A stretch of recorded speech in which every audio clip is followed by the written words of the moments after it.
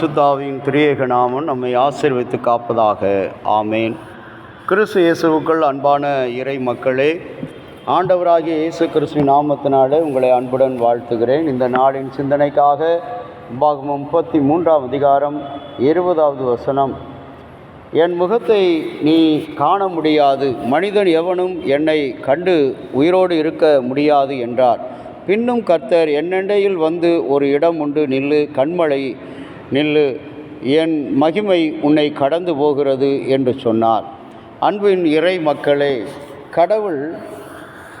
கடவுளை பார்க்க வேண்டும் என்று இன்றைக்கு அநேகர் தவம் இருக்கிறார்கள், உபவாசிக்கிறார்கள். திருமுறையை படித்து புரட்டி 4, 5, 20 முறை என்றெல்லாம் படித்து கொள்கிறார்கள். ஆனால் ஆண்டவருடைய அன்பின் கரம் இன்றைக்கு தன்னை வெளிப்படுத்த, தன்னுடைய மகிமையை மக்களுக்கு காண்பிக்க அவர் சீனாய் மலையில் மோசேயை அழைத்து கொண்டு போகும்போது அங்கே சொல்கிறார், உன்னுடைய மகிமை எனக்கு உன்னுடைய முகத்தை காண்பிக்க வேண்டும். யாவே என்றால் நீ யார்? உன்னுடைய முகத்தை நான் பார்க்க வேண்டும்.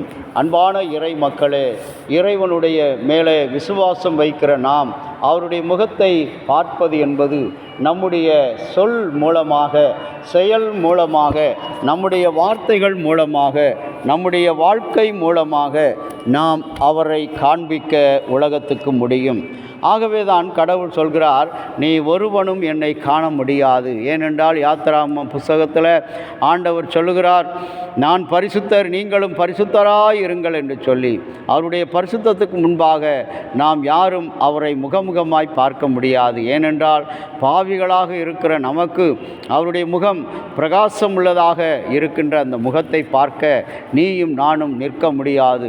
இன்றைக்கு நாம் செய்வதெல்லாம் பாவங்கள், அநியாயங்கள், அநீதிகள் இவைகள். ஆனால் நாம் அவரை பார்க்க வேண்டும் என்று சொன்னால் முடியாது. கடவுள் சொல்கிறார் மோசேயே, ஆனால் என்னிடத்தில் ஒரு இடம் உண்டு, அந்த கண்மலை, அந்த இடத்துக்கு பேர் கண்மலை, அதிலே வந்து நில்லு என்று சொல்கிறார்.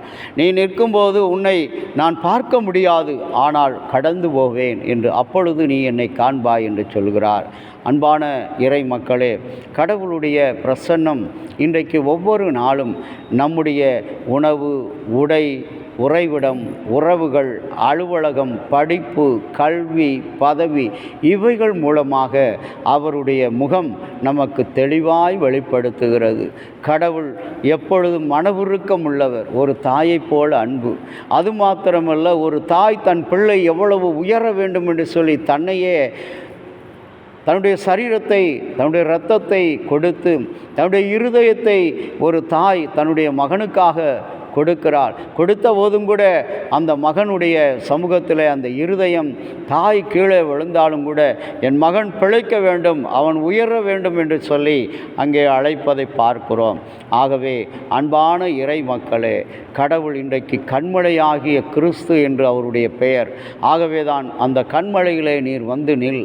நீ கண்மலையாகிய கண்மலை என்று சொல்லும் பொழுது அது பலத்தை குறிக்கக்கூடியது, அது உறுதியை குறிக்கக்கூடியது. நம்முடைய விசுவாசம் உறுதியாக இருக்க வேண்டும், நம்முடைய ஆவிக்குரிய பலம் உறுதியாக இருக்க வேண்டும். அதில் இருக்கின்ற வாழ்க்கைத்தான் கடவுள் இந்த நாளிலே வெளிப்படுத்துகிறார்.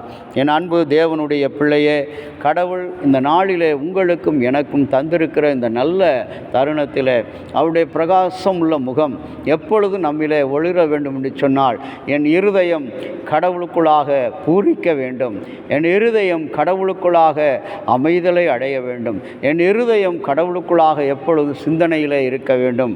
அப்படிப்பட்ட நல் சிந்தனைகளோடு வாழ எல்லாம் உள்ள கடவுள் இந்த நாளிலே உங்களையும் என்னையும் திடப்படுத்தி ஆசீர்வதித்து காப்பாராக. ஆமேன். செபிக்கலாம். அன்புள்ள இயேசு சாமி, கிருபையாய் நீர் கொடுத்த அந்த நல்ல நாளுக்காக நன்றி. இந்த நாளை காண வேண்டும் என்று இருந்த அநேகர் எங்களிடத்தில் இல்லை. ஆனாலும் உம்முடைய கிருபையினாலே, இரக்கத்தினாலே எங்களுக்கு பாராட்டி இருக்கிற உம்முடைய அளவில்லாத இரக்கத்தை நினைத்து நன்றி படைக்கிறோம். கர்த்தர் கூட இருந்து ஆசீர்வதித்தருளும். இயேசுவின் நாமத்தில் வேண்டுகிறோம் நல்ல பிதாவே. ஆமேன். தந்தையாகிய கடவுளின் அன்பும் மைந்தராகிய இயேசுனுடைய அருளும் பரிசுத்த ஆவியினுடைய நல்ல உறவும் பாதுகாப்பும் உங்களோடு கூட தங்கி இருப்பதாக. ஆமேன்.